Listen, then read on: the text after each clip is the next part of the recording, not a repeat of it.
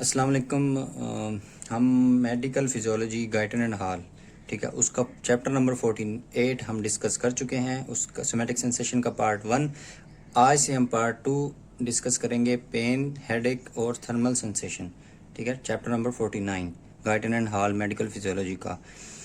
उसमें पहला जो टॉपिक है वो पेन है। पेन की दो टाइप्स हैं, ठीक है, फास्ट पेन और स्लो पेन। अच्छा, ये है कि इस चैप्टर के बाद हम neurophysiology, motor and integrative neurophysiology, ये हम शुरू करेंगे इस चैप्टर के बाद, ठीक है। और फिर इस चैप्टर के जो न्यूरोफिजियोलॉजी आप क्या चाहते हैं, आपने कमेंट सेक्शन में ज़रूर बताएं कि न्यूरोफिजियोलॉजी और न्यूरो एनाटॉमी इकट्ठे लेक्चर होने चाहिए या फिर अलग अलग होने चाहिए, ठीक, अब ये ज़रूर बताएं। और फिर है कि फास्ट पेन जो है और स्लो पेन क्या होता है, फास्ट पेन क्या होता है। फास्ट पेन वो पेन होता है जब कोई पिन प्रिक होती है, ठीक है, जब कोई कांटा या कुछ भी चीज़ चुभती है तो जो फ़ौरन पेन होता है 0.1 सेकंड के अंदर जो पेन डिटेक्ट होता है उसको कहते हैं फास्ट पेन, ठीक है। ग्रेजुअली ये डिक्रीज़ हो जाता है, ये थोड़ी सी देर के लिए होता है, फिर डिक्रीज़ हो जाता है। और जो स्लो पेन होता है वो पिन तो प्रिक होगी लेकिन उसके बाद जो पेन होता रहा उसको कहते हैं slow pain. Slow pain, with the passage of time the intensity of the slow pain increases, and sometime the high intensity of the slow pain remains over the minutes, okay। and slow pain की, fast pain की types हैं और slow pain की types हैं। Fast pain कौन से होते हैं? फास्ट पेन में शार्प पेन आ गया, एक्यूट पेन आ गया, पिन प्रिकिंग आ गया और इलेक्ट्रिकल पेन, ये निमोनिक्स है, यहाँ से आप याद रख सकते हैं, ठीक है। स्लो पेन में क्या आ गया, स्कैन से आप याद रख सकते हैं, ठीक है। स्लो पेन में एक तो स्लो बर्निंग पेन है, ठीक है, और उसके बाद स्कैन सी में आ गया क्रोनिक पेन आ गया, ठीक है। A stands for aching pain, N stands for nauseous pain, ठीक है। उसके बाद थ्रोबिंग पेन आ गया। थ्रोबिंग पेन स्लो पेन भी हो गया, क्रोनिक भी हो गया, एकिंग भी हो गया, नोजियस और थ्रोबिंग। थ्रोबिंग पेन वो होता है जैसे कि एक फ्रिक्वेंसी होती है थ्रोबिंग पेन की, इसमें कि पहले अगर फॉर एग्जांपल हम सर की एग्जांपल लें, आपके भी अगर कभी हुआ होगा या फिर पेशेंट से आपने सुना होगा कि पेन पहले होता है, फिर रुकता है, फिर पेन होता है शिद्दत के साथ, फिर ऐसा लगता है कि जैसे कोई सर में ज़ोर से ज़रब लगा रहा हो, इस तरह का पेन होता है। रिसेप्टर जो होते हैं पेन के, उसमें अंडरस्टूड बात है कि फ्री नर्व एंडिंग्स होती हैं, ठीक है, पहले मैं बता चुका हूँ इसके सोमैटिक सेंसेशन के पार्ट 1 में। तो जो फ्री नर्व एंडिंग होती हैं, उसके फ्री नर्व जो फाइबर्स होते हैं फ्री नर्व एंडिंग से, या फिर और जो फाइबर्स होते हैं जिसमें के टाइप ए डेल्टा फाइबर्स होते हैं, फिर या सी फाइबर्स होते हैं। सी फाइबर्स जो होते हैं नॉन माइलिनेटेड फाइबर्स होते हैं, ए डेल्टा फाइबर्स होते हैं ये माइलिनेटेड नर्व फाइबर्स होते हैं, ठीक है। ये सेंसेशन को, पेन सेंसेशन को मैकेनो रिसेप्टर से, ये पेन जो फ्री नर्व एंडिंग से स्पाइनल कॉर्ड तक लेकर जाते हैं, ठीक है। मैकेनिकल पेन ये स्टिमुलाई है, ठीक है, और थर्मल स्टिमुलाई है और केमिकल स्टिमुलाई है। अच्छा, केमिकल स्टिमुलाई बहुत इंपॉर्टेंट है, ठीक है। मैकेनिकल भी और थर्मल भी इंपॉर्टेंट है। केमिकल में पता होना चाहिए कि कौन कौन से केमिकल होते हैं जो केमिकल स्टिमुलाई की कैटेगरी में आते हैं, ठीक है। ब्रेडिकाइनिन है, ये मोस्ट इंपॉर्टेंट पेनफुल, ठीक है, most important painful substance bradykinin, ठीक है। सेरोटोनिन है, हिस्टामिन है, पोटाशियम आयन है, एसिड्स हैं, एसिटाइलकोलिन है, उसके बाद प्रोटीलाइटिक एंजाइम्स हैं, प्रोस्टाग्लैंडिन्स भी आते हैं, सब्सटेंस पी भी आती है, ठीक है। अच्छा, उसके बाद फ्री नर्व, उसमें जो टिश्यू डैमेज होता है उसमें भी पेन, वो भी पेन कैटेगरी में आता है। इसका 45 डिग्री से अबव जो टेम्परेचर होता है उसमें क्या होता है कि टिश्यू डैमेज होना शुरू हो जाते हैं। अच्छा, टिश्यू डैमेज हो गया, ठीक है, टिश्यू डैमेज हुआ, वहाँ से सब्सटेंसेस रिलीज होंगी, ठीक है। टिश्यू डैमेज हुआ मीन टू से सेल भी डैमेज होंगे, सेल में से सेल जब ब्रस्ट करेंगे उसमें से सब्सटेंसेस भी रिलीज़ होंगी। उनमें से ब्रेडिकाइनिन जो है वो बहुत इंपॉर्टेंट होता है, जो मोस्ट पेनफुल सब्सटेंस है जो रिलीज़ होती है, जो पेन काज करती है। उसमें पोटाशियम आयन भी वजह हो सकते हैं उस पेन की, और प्रोटीलाइटिक एंजाइम जो सेल से सिक्रीट होते हैं और सराउंडिंग नर्व्स जो होती हैं उनको डैमेज करते हैं, जिसकी वजह से पेन सेंसेशंस जनरेट होती हैं हमारी बॉडी में। फिर उसके बाद जो टिश्यू इस्कीमिया की अगर बात करें, टिश्यू इस्कीमिया में इस्कीमिया की वजह से भी पेन होता है। फॉर एग्जांपल के जब हम ब्लड प्रेशर कफ हम अपना जो हमारी आर्म है उसके इर्द गिर्द हम बांध देते हैं, ठीक है, फिर हम उसको इन्फ्लेट करते हैं, ठीक है। अब फुली इन्फ्लेट कर ली और उसके बाद हमने क्या करना है कि हमने जो हमारी आर्म है उसको मूवमेंट देनी है, ठीक है।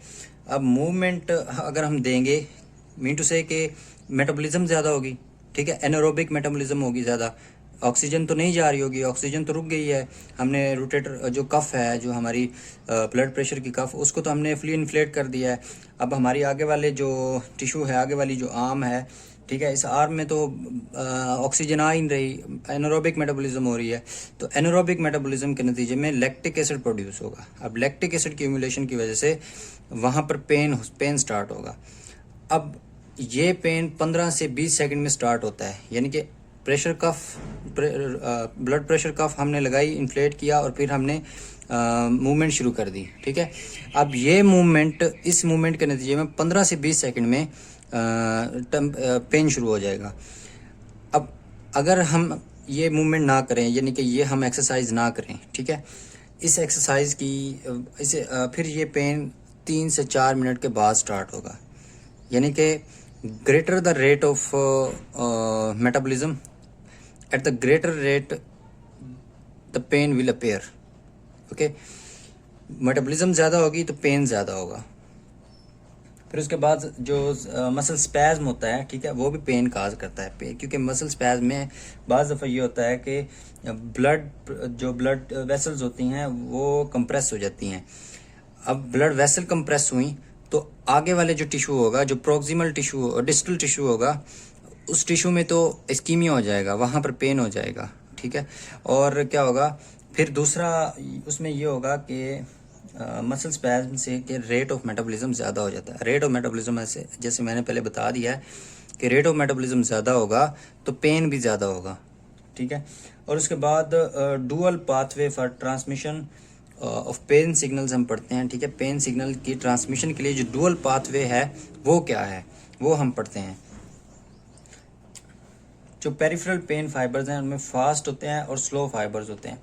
जो फास्ट शार्प सिग्नल्स होते हैं, fast sharp pain signals, fast sharp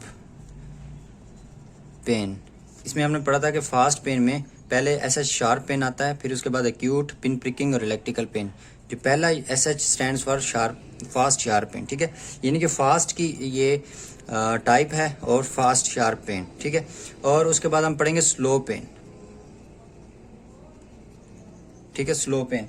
अच्छा, फास्ट जो पेन होता है ये इसको मैंने पहले बताया कि ये टाइप ए डेल्टा, ठीक है, टाइप ए डेल्टा के जो फाइबर्स होते हैं ये माइलिनेटेड फाइबर्स होते हैं और ये इसको कंडक्ट करते हैं, यानी कि ये सेंसेशंस मैकेनो रिसेप्टर से पेरिफेरी से सेंट्रल नर्वस स्पाइनल कॉर्ड तक यही लेकर जाते हैं, ये फाइबर्स लेकर जाते हैं।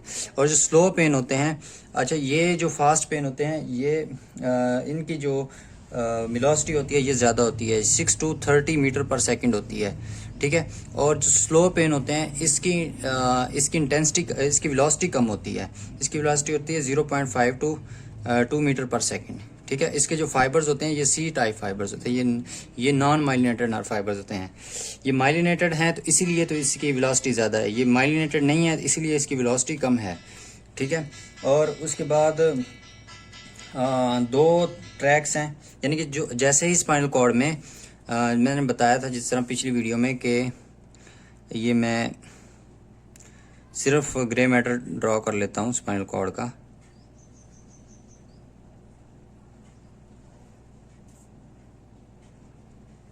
ठीक है। अब ये ग्रे मैटर है, ये स्पाइनल कैनाल है। अब जैसे ही सिग्नल्स ये जो ए डेल्टा फाइबर्स हैं ये सिग्नल्स लेके आएंगे, ए डेल्टा फाइबर्स यहाँ से सिग्नल आएंगे, कहाँ पर, सी फाइबर्स आएंगे सिग्नल्स लेकर पोस्टीरियर रूट से, पोस्टीरियर रूट से आएंगे, पोस्टीरियर रूट गैंग्लियन से होते हुए, ये फर्स्ट ऑर्डर न्यूरॉन्स हैं, ठीक है, ये फर्स्ट ऑर्डर न्यूरॉन्स हैं। और ये फर्स्ट ऑर्डर न्यूरॉन्स क्या करेंगे, ये हम ट्रैक वाइज पढ़ते हैं आगे के कौन कौन से ट्रैक कौन कौन से फाइबर्स के ज़रिए इन्फॉर्मेशन लेकर आते हैं। ठीक है, अब हम ये पढ़ते हैं। अब जैसे ये इन्फॉर्मेशन आई, ये दो पाथवेज में डिवाइड हो जाएगी, इसकी डिवीजन होगी। एक जो पाथवे है उसको कहते हैं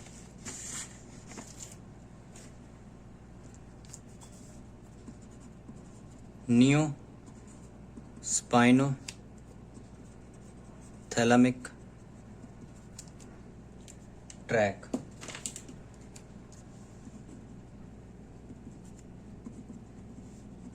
नियो स्पाइनो थैलेमिक ट्रैक। अच्छा, इसमें क्या होता है कि इसमें ये फाइबर्स होते हैं टाइप ए डेल्टा फाइबर्स होते हैं। ठीक है, ये स्पाइनल कॉर्ड में जैसे ही एंटर होंगे तो ये कहाँ पर, ये पहली जो लेमिनाई होती है, ठीक है, इसको कहते हैं यहाँ पर न्यूक्लियस होता है, इसको लेमिनाई 1 कहते हैं। और यहाँ पर जो न्यूक्लियस होता है इसको कहते हैं न्यूक्लियस मार्जिनैलिस। ठीक है, ये यहाँ पर आकर टर्मिनेट करते हैं, यहाँ पर आकर सबसे पहले ये यहीं पर आकर टर्मिनेट करेंगे। बात कर रहे हैं हम नियोस्पाइनोथैलेमिक ट्रैक की। ठीक है, और जो दूसरा ट्रैक है उसको कहते हैं कि पेलियो स्पाइनो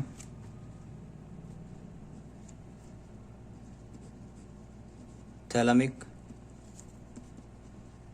ट्रैक। ठीक है, पहले हम बात करते हैं नियोस्पाइनोथैलेमिक ट्रैक की। अब ये जो नियोस्पाइनोथैलेमिक ट्रैक के फाइबर्स होते हैं ये ए डेल्टा फाइबर्स होते हैं। ठीक है, ये आकर न्यूक्लियस मार्जिनैलिस में एंटर होंगे, यहाँ पर टर्मिनेट होंगे और ये फर्स्ट ऑर्डर पीछे से फर्स्ट ऑर्डर न्यूरॉन्स आ रहे होंगे। ठीक है, फिर आगे आकर ये सेकंड ऑर्डर न्यूरॉन्स को एक्साइट करेंगे। ठीक है, सेकंड ऑर्डर न्यूरॉन्स यहाँ के पे आके एक्साइट हो गए तो फिर क्या होगा कि ये जो सेकंड ऑर्डर यहाँ से ये लेटरली यहाँ से नीचे आएंगे और यहाँ पर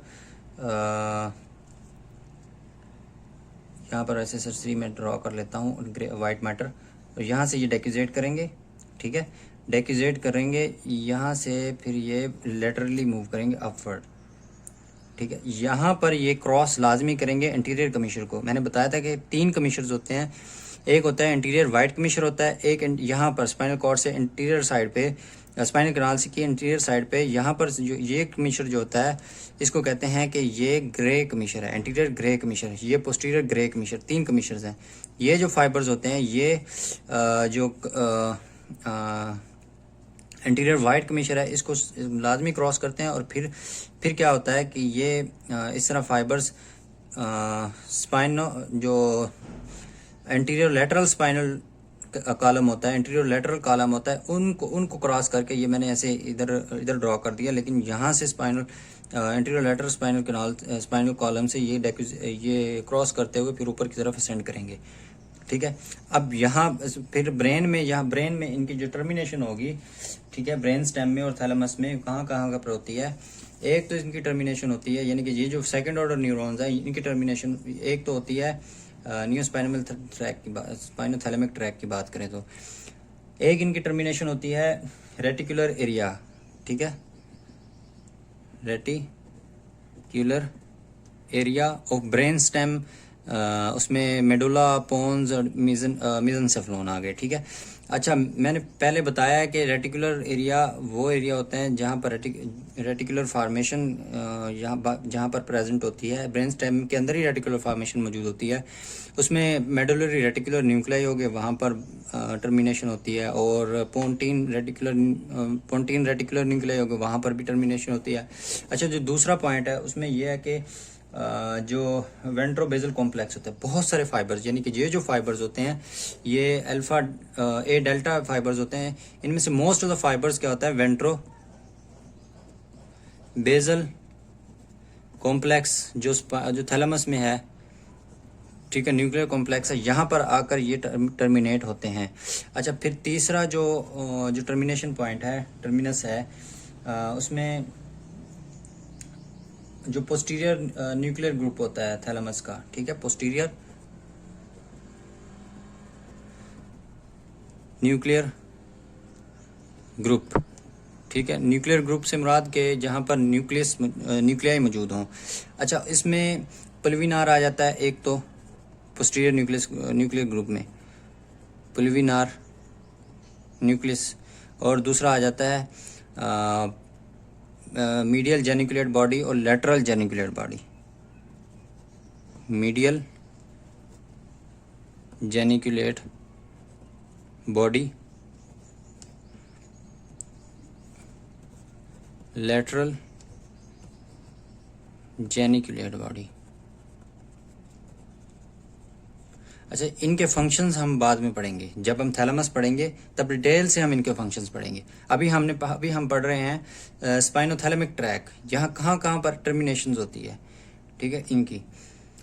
अच्छा, फिर उसके बाद जो न्यूरो ट्रांसमीटर होता है, ये जो स्पाइनोथैलेमिक ट्रैक के फाइबर जो कि ए डेल्टा फाइबर्स इस ट्रांसमीटर को ए डेल्टा फाइबर्स इस ट्रांसमीटर को ए डेल्टा फाइबर जो ट्रांसमीटर रिलीज करते हैं ग्लूटामेट,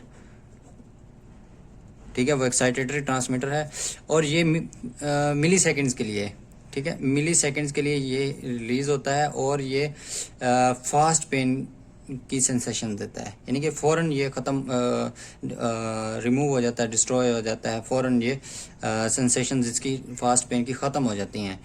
अच्छा, उसके बाद ये तो था कि स्पाइनोथैलेमिक ट्रैक, उसके neo spinothalamic track. Paleo spinothalamic track में क्या होता है कि इसके जो फाइबर्स होते हैं, ये ओल्डर सिस्टम है, ठीक है, ओल्डर सिस्टम है, इस मतलब कि ज़्यादा एक्टिव नहीं होता as compare to the neo spinothalamic tract. Neo से मुराद न्यू, ठीक है, और पेलियो से मुराद के ये ओल्डर सिस्टम है और न्यू से मुराद न्यू सिस्टम है, ये न्यू ट्रैक है।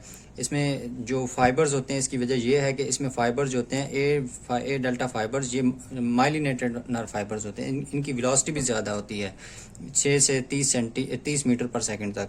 और ये जो पेलियो स्पाइनोथैलेमिक ट्रैक है, इसमें चूँकि नॉन माइलिनेटेड नर्व फाइबर्स होते हैं और इसकी वेलोसिटी भी कम होती है, 0.5 to 2 मीटर पर सेकंड, यानी कि इससे काफ़ी कम है इसकी वेलोसिटी, ठीक है, बहुत स्लोली ये पेन सिग्नल्स को लेकर जाता है।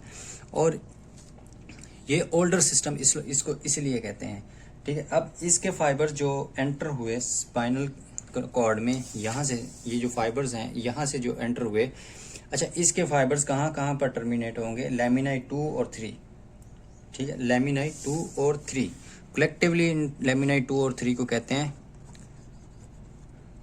सबस्टेंशिया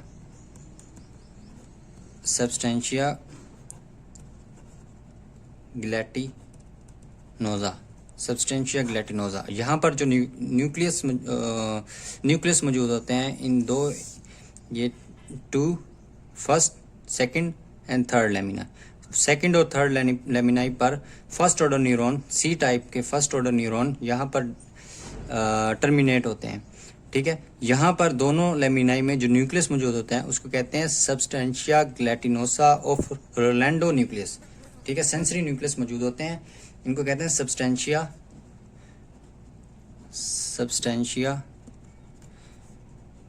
ग्लैटिनोसा ऑफ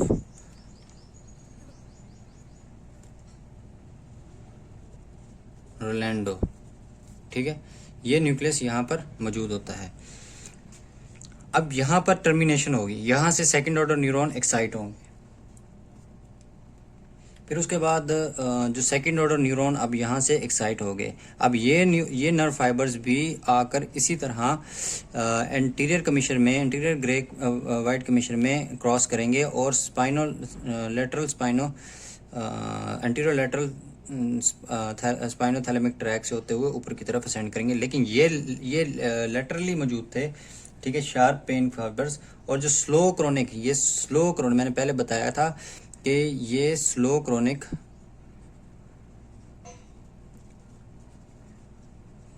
पेन को लेकर जाएंगे, स्लो क्रोनिक पेन को लेकर जाएंगे। ये फाइबर्स मीडियली रन करेंगे, यानी कि मीडियली इस तरह रन करेंगे ऊपर की तरफ, ये एंटीरियर लेटरल स्पाइनोथैलेमिक ट्रैक से होते हुए, यहाँ से होते हुए ये ऊपर की तरफ ऐसे असेंड करेंगे। उसके बाद ये जो सी टाइप फाइबर्स होते हैं, ये क्या करते हैं कि ये ग्लूटामेट भी रिलीज करते हैं, कुछ फाइबर्स ग्लूटामेट भी रिलीज करते हैं और सब्सटेंस पी भी। अब जो ग्लूटामेट है, फॉर एग्जांपल, ये ग्लूटामेट रिलीज जो होता है, इसकी वजह ये हो सकती है कि पेन, अब कोई जो पेन बाद में होता था, जो मतलब कि काफ़ी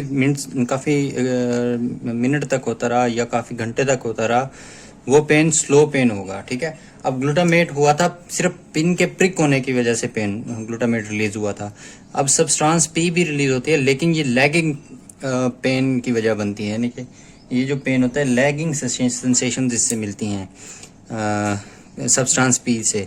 लैगिंग सेंसेशन वो कि जो दर्द होता रहे बाद में, यानी कि ये काफ़ी टाइम के लिए ये न्यूरोट्रांसमीटर ये सब्सटेंस वहाँ पर रहती है, ठीक है। अच्छा, उसके बाद ये जो इसकी पैलियोस्पाइनोथैलेमिक ट्रैक है, इसकी जो टर्मिनेशन होती है, ये एक तो इसमें तीन पॉइंट्स पर इसकी टर्मिनेशन होती है। एक तो रेटिकुलर न्यूक्लियाई, उसका मेडुला का, पोन्स का, मेसेंसेफ्लोन का, ठीक है, जो पहले कॉमन उसमें भी आया है, नियोस्पाइनोथैलेमिक ट्रैक में आया है, ठीक है। रेटिकुलर न्यूक्लियाई, ठीक है, और उसके बाद ब्रेन स्टेम, ठीक है। और उसके बाद जो दूसरा पॉइंट है, दूसरा एरिया है वहाँ, वो है टेक्टल एरिया। टेक्टल एरिया कौन सा होता है? ब्रेन स्टेम में जो मिड ब्रेन होता है, ब्रेन स्टेम के 3 हिस्से होते हैं, एक होता है मेडुला, पोन्स और मिड ब्रेन। अब जो मिड ब्रेन है, ठीक है, इसके 2 पार्ट्स होते हैं, एक तो टेक्टुम होता है और एक होता है पेडेंकुलाई, ठीक है। और इसमें जो टेक्टम होता है, टेक्टम के 2 पार्ट्स होते हैं, एक होता है इंफीरियर कोलिकुलाई और फिर सुपीरियर कोलिकुलाई। अच्छा, फिर जो पेडेंकुलाई होता है उसमें बेसिस पेडेंकुलाई होता है, बेसिस पेडेंकुलाई, ठीक है, और सब्सटेंशिया निग्रा,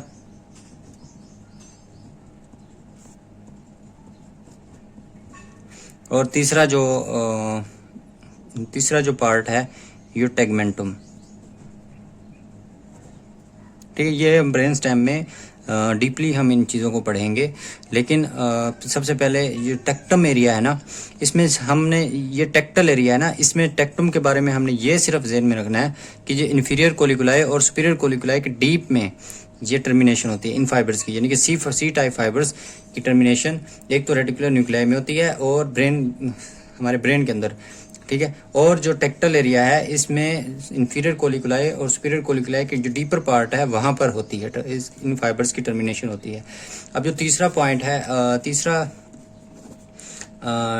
पॉइंट है जहाँ पर टर्मिनेशन होती है इन सी टाइप फाइबर्स की, वो है पेरी एक्विडक्टल ग्रे रीजन।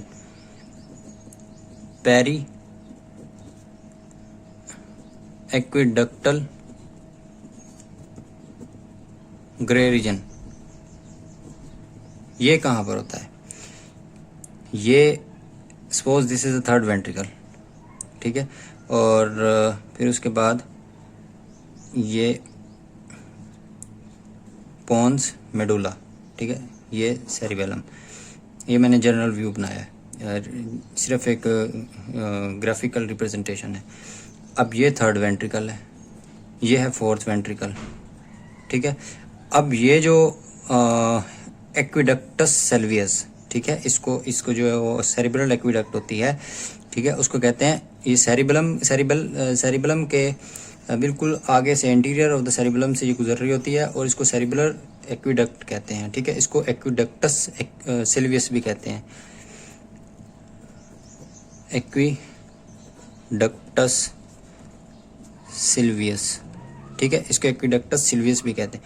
अब जो पेरी एक्विडक्टल ग्रे रीजन, ये ग्रे मैटर का बना होता है, पेरी एक्विडक्टल रीजन यहाँ ऐसे इस तरह, ये पेरी एक्विडक्टल ग्रे रीजन है, यानी कि एक्विडक्ट के पेरी मतलब सराउंडिंग में, ठीक है, ये इस रीजन में जाकर टर्मिनेशन होती है।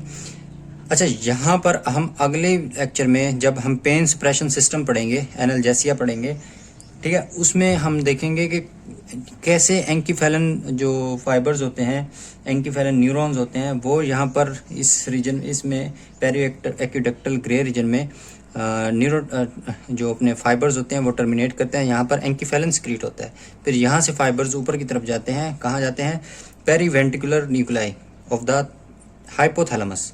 हाइपोथैलेमस के पेरी, तकरीबन यहीं पर हाइपोथैलेमस मौजूद होता है, थर्ड वेंट्रिकल, तो उनकी कैविटी होती है थैलेमस की और हाइपोथैलेमस की। यहाँ से जो जो फाइबर्स निकलते हैं वो जाते हैं हाइपोथैलेमस के पेरी वेंट्रिकल न्यूक्लियाई, ठीक है। वहाँ पर जाकर ये एंकीफेलन वहाँ पर भी सिक्रीट करते हैं, ठीक है। ये तो था आज का टॉपिक। उसके बाद हम पेन सप्रेशन सिस्टम पढ़ेंगे और उसमें हम तफसील से पढ़ेंगे। ये हमने अच्छे से पढ़ लिया।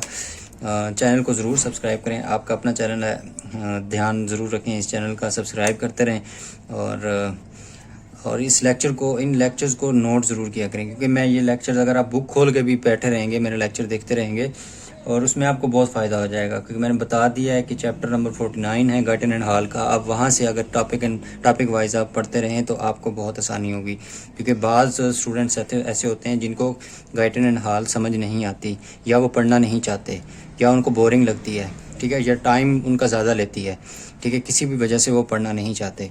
मैं उम्मीद करता हूँ कि मेरे वीडियो से, मैं कोशिश भी यही करता रहता हूँ कि मेरी वीडियो से आपको गाइटन एंड हॉल समझने में आसानी हो जाए, क्योंकि गाइटन एंड हॉल बहुत अच्छी एक स्टैंडर्ड बुक है। इससे अच्छी भी बुक्स हो सकती हैं उनके लिए जो बुक्स इसके अलावा और बुक्स को अच्छे से पढ़ते हों, लेकिन ये बहुत अच्छी बुक है, ये आपको सेटिस्फाई करती है, ठीक है। ये इनफ नॉलेज होता है इसमें कि एक मेडिकल स्टूडेंट के पास जितना नॉलेज होना चाहिए ये उतना नॉलेज प्रोवाइड करती है।